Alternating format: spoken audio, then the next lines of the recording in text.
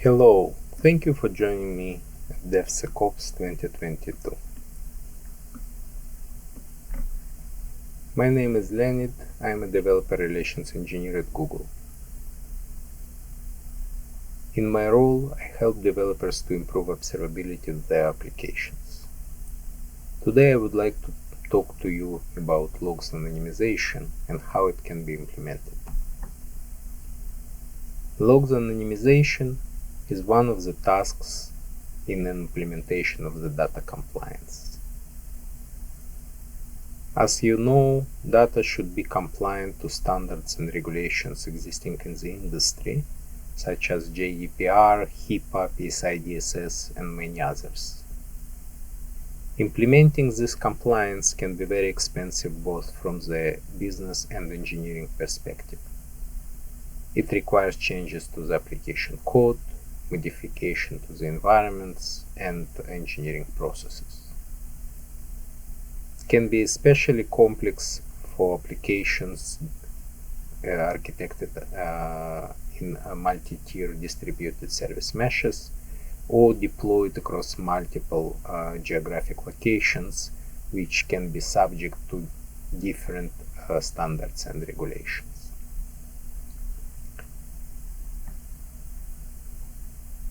The compliance addresses all data that application generates, including data input by the user, data generated and maintained by the application, and also data created by other sources such as CI/CD workflows.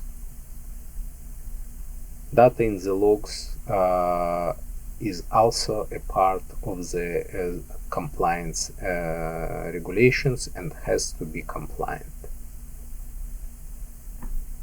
It can be especially tricky because in many implementations of the data compliance, logs are observed as a solution of various compliance requirements and not as a target for this compliance regulations. Implementing the compliance, also referenced as compliance controls, can be roughly divided into three types. Preventive controls implement requirements that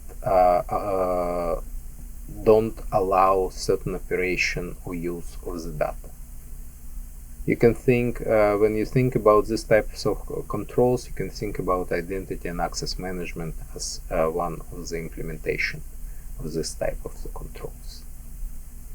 Another type of the controls is detective controls. It essentially captures all information about the activities that takes part and other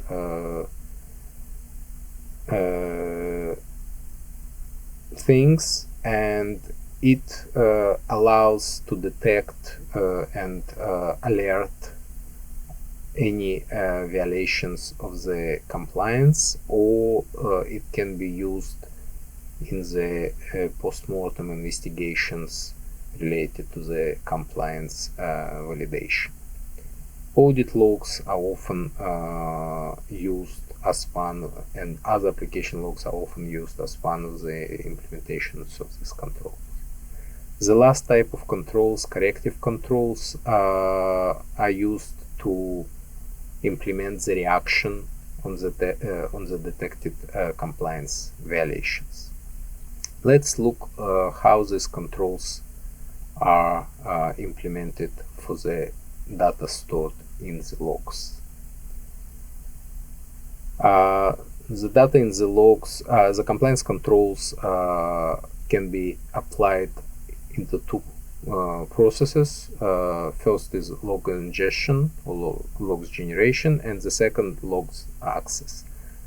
Compliance controls for log access are straightforward. They usually focus on preemptive and detective controls, and can be implemented using identity and access management, audit logs, and infrastructure that persist the storage of the log data.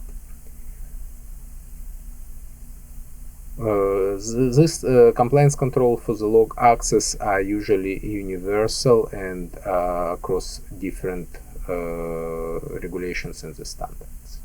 Compliance controls about log ingestion is different in the way that it is usually involves detective and corrective controls, which can be specific for the industry the application is used, as well as to a geographic location where the application is deployed. The diagram that you see roughly depicts the process of the log ingestion and how the detective and corrective controls can be applied. As you can see, there are two types of corrective controls that can be implemented for the log ingestion flow. The first type is just removing the data that violates compliance from the logs, or just dropping the whole log entry. Or the second type of activity is obfuscating partially or fully the data that violates the compliance. Implementing obfuscation logic requires special knowledge, because it's not only sometimes it's not enough just to obfuscate, to identify the data in the logs so the original information cannot be restored, but sometimes it requires preserving certain properties or qualities of this data for further use. As an example, think about troubleshooting tasks that engineers have to perform and to use the logs to restore the original transaction logic that application ran. If, for example, the application logs store user identity and use social security number of the user for this as a primary user identity, and yes, I know it is wrong, and unfortunately many applications still do this. So it's not enough just to obfuscate the part in the logs that store SSN, because this way it will be impossible to follow up on the logic of the application flow. It is also important that this obfuscated part will still be unique across all other logs and will be the same for the same user.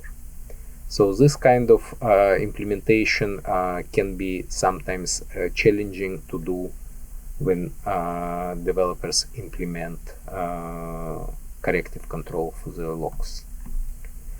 Now I would like to review basic implementations that can be done for the logs anonymization. I will do it based on the simplified architecture that captures main challenging elements that you might see when implementing logs anonymization. The architecture includes two-tier application with the front-end application running on user devices and the backend service that runs behind the firewall. On the diagram, you can see blue arrows that capture business communication and transactions of the application, and gray arrows that capture flows or ingestion, log ingestion flows. Please pay attention that it includes logs captured from the infrastructure. In this diagram, it is presented by the load balancer, and the application logs as well. The first solution is engineering-oriented solution. This is what R&D teams usually do when tasked with the logs anonymization. It is implementing the corrective and detective controls as close to the place where the log entries are generated as possible. Clearly, the ownership of this solution is on the R&D teams, which raise the potential problem for maintaining the application. This is where DevOps originally was born from. So follow-up work for maintaining it can be very expensive. As mentioned, implementing it requires specialized knowledge that is not it is possible that R&D teams don't have. Additionally, this kind of implementation runs the solution as part of the business application process. As such, it consumes the same resources that originally allocated for the application itself and reduce the application performance. Additionally, it means that if any problem is identified within the implementation of the compliance controls, or some kind of modification is required due to changes in the regulations, it will require enrolling a new version of the application, even if nothing from the business perspective have changed.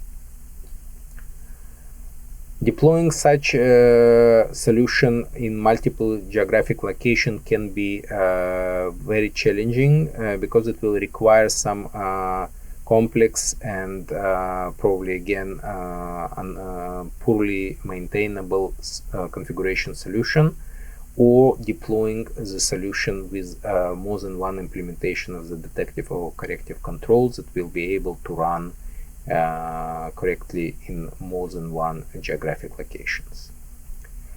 And the last but not least important, you can see that this implementation cannot handle logs ingested by the infrastructure itself. So there is another solution that often can be seen that tries to mitigate some of these drawbacks. This solution basically delegates the actual work to a third party or a standalone implementation. Usually these kind of implementations are referenced as a data loss prevention service. They can be found as a commercial solution or can be developed in-house with the same drawbacks of the specialized knowledge. It depends on each particular organization. In this solution, R&D teams share the responsibility with the DevOps, because enrolling and maintaining this the DLP service falls on the DevOps team, while still some of the implementation of the changes remain under the R&D team responsibility. For example, to work properly, DLP solution should be aware about the source of the logs.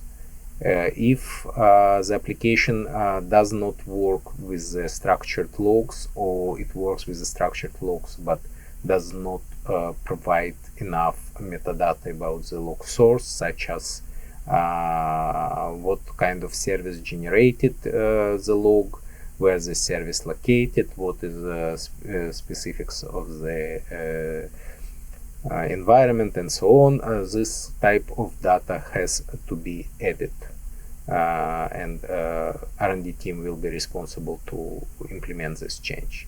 Additionally, all logic of ingesting logs at the application side has to be modified to redirect logs to the DLP. In many cases, R&D teams will have to do this work. This kind of changes can be partially mitigated by implementing some logging agent, but it's not always possible to do. This solution has many advantages compared to the previous one. First, the maintenance is usually done by the DevOps, so there is a team that specialized in the maintenance, and it can partially reduce maintenance cost. Secondary, it can remove a need in specialized knowledge in the case the third-party solution is used, which also simplifies the compliance validation process and guarantees that compliance requirements for logs anonymization are implemented correctly. Additionally, it runs in its own environment. As a result, it does not consume resources that originally intended to run business logic. It can be enrolled separately, being a standalone service. So any changes or configuration and implementation don't influence the application.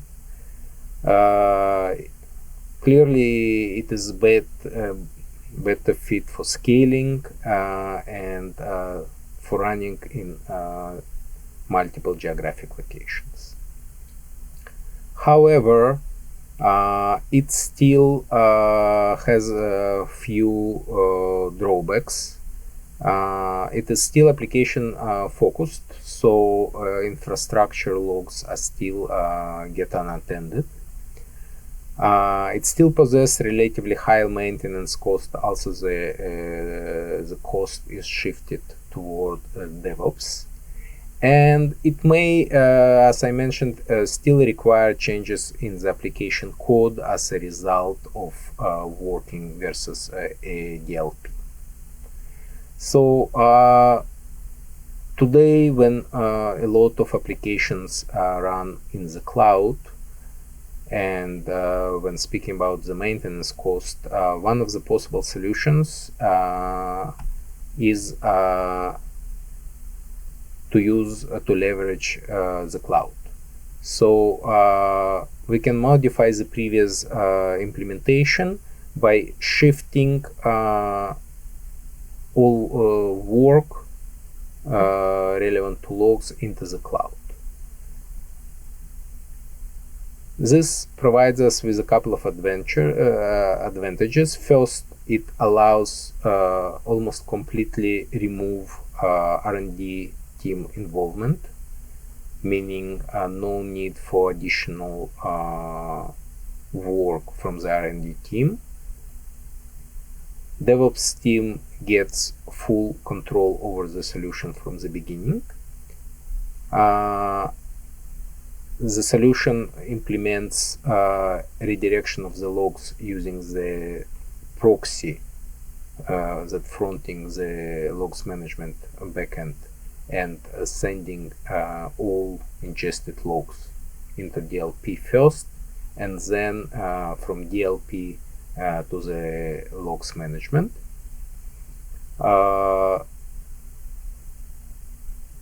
Usually, when the rest of the application already runs in the cloud hosting, and in majority cloud hosting, the logs already get enriched with additional metadata and converted to some kind of structured logs, so it doesn't require additional information, additional modifications in the application code. And for hosts that don't do it, it is possible to use various logs engine, such as FluentD or FluentBit, that can reformat the logs, especially if the logs are printed to the standard output, or just serve as a local endpoint for log ingestion, and then forward the logs with additional information to the backend. The same can be done with OpenTelemetry, but to today I don't want to touch upon this. This solution let you implement the logs anonymization without having specialized knowledge about data identification or obfuscation. You can do it in a scaled and flexible way without changing single line of code and keeping all the work within the DevOps team, which already specialize on the maintenance. From another side, the additional maintenance cost can be significantly reduced if you host the solution in the cloud, which already provide you partial maintenance. It is especially easy when you use one of the major cloud providers which have managed solution for this type of service. I would like to show you a reference architecture that will work and help you implement this solution in the Google Cloud. This architecture fully hosted in the Google Cloud. It includes 4 different managed services: cloud logging, PubSub, which is managed synchronous messaging service, Apache Beam, which is managed ETL pipeline, and Cloud DLP, the service that provides implementation of the detective and corrective controls out of the box. Logging service in Google Cloud supports not only storing the logs, it also supports log routing, so you will not require to implement this proxy by yourself. You will have only to configure the proper routing logic in your environment. Additionally, in Google Cloud, structured logs with all necessary metadata about the source of the logs is provided out of the box, and Google Cloud provides you with a log agent that can be installed on your environment, which will enrich your logs with the relevant information. So what is most interesting about this flow is the compliance controls implementation. So let me walk you through the ETL pipeline implemented in the data flow service, which is the managed version of the Apache Beam.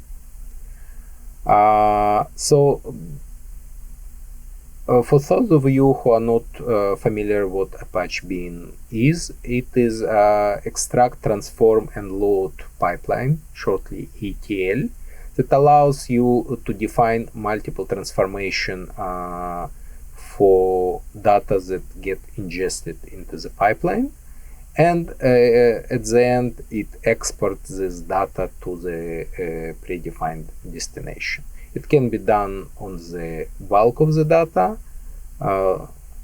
which is a kind of final set of the input data, or it can be done for the stream.